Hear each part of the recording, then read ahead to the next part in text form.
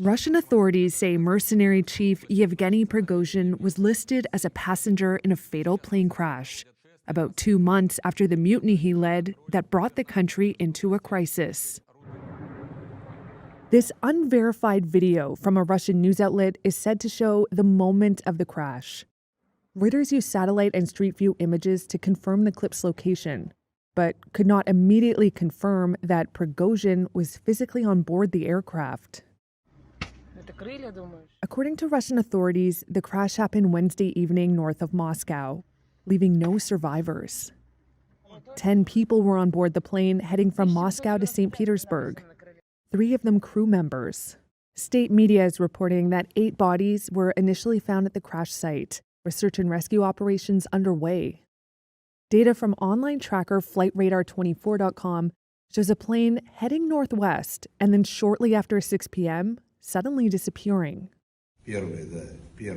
Prigozhin soared in prominence after Russia's invasion of Ukraine last year. The 62-year-old's fighters led the assault on the city of Bakhmut in the longest and bloodiest battle of the war. In June, he spearheaded a mutiny against Russia's top army brass. President Vladimir Putin said that move could have tipped the country into civil war. He was supposed to move to neighboring Belarus under an apparent deal to end the mutiny. U.S. President Joe Biden said he wasn't surprised to hear the news. There's not much that happens in Russia Putin's not behind, but I don't know enough to know the answer. There was no immediate comment from Russia's defense ministry or the Kremlin.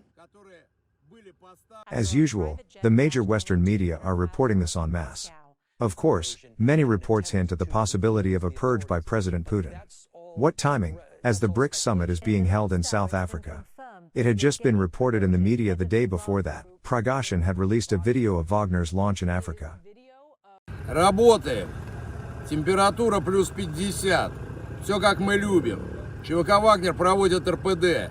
Делает Россию еще более великой на всех континентах, а Африку еще более свободной.